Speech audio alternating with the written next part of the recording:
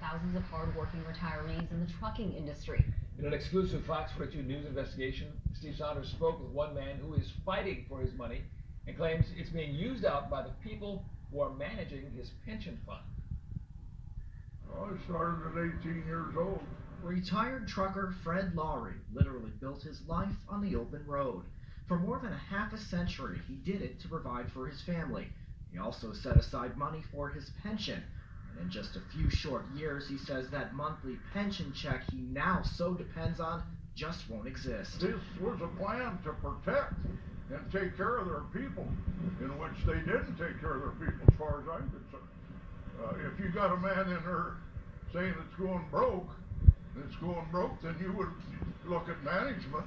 I'm so angry. His daughter, Mary Packett, says it's one subject that really stirs up emotion. He worked hard, didn't take raises at times, and now they're telling him that his own fund is going insolvent. It is absolutely wrong. She says over the years the fund did warn its members that it was going broke, but there was just one problem. They told us in letters that we couldn't understand. This is the latest document Packett says she downloaded from the fund's website. On page 2 it states, the plan is projected to have an accumulated funding deficiency for the 2017 through 2025 plan years, and the plan is projected to become insolvent in 2025.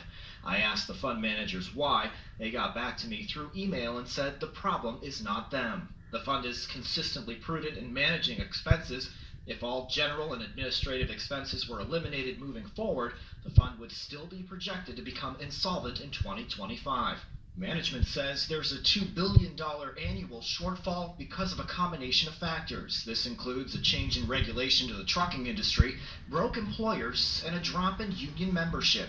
It's enough of a shortfall to get a select committee in Washington, D.C. to look into a wider issue of pension insolvency. But there's nothing in here about, it's not as if there was some sort of mismanagement or, bad acting. No, not at all. Right. But Packett says that's just flat out wrong, that the fund's managers do mismanage the money and spend too much of it on themselves. When you're finding things like we're finding, there's a lot of things here that are not being addressed. Specifically, she points to first-class flights. A tax form she gave me shows that, under certain circumstances, trustees are eligible to be reimbursed for first-class or business-class travel. Packett says that's not fair. I mean, this is a fund that's going insolvent, and to manipulate ERISA law to try and just have your life of luxury and cutting these people is just the most atrocious, horrible thing I have ever heard.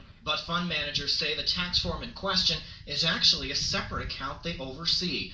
It's called the Central States Health and Welfare Fund. Managers say it's not in financial trouble. They addressed the first-class travel in an email and said this represents 2 flights since 2015. The travel was to an educational conference. The health plan permits attendance at educational conferences, and the pension fund reimbursement policy does not. The management team's compensation is reported on that same tax form. Packett points out that the executive director's compensation adds up to $661,298. She says it takes away from the people who paid into it all these years. This is stuff that nobody's bringing out, and it is just absurd and wrong. It's why she says she asked the Department of Labor to look into it. Packett forwarded us an email she got in return. It said the evidence didn't warrant an investigation. I did reach out to the Department of Labor myself by phone and email. A spokesperson told me the agency does not talk about investigations at all.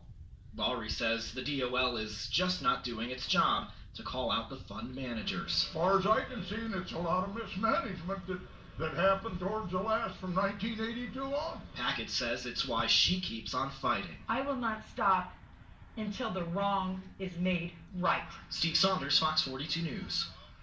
Now, it is important to note that fund managers do acknowledge that some expenses are shared between the related pension and healthcare funds. Management did not specify exactly which expenses are shared. We're now getting the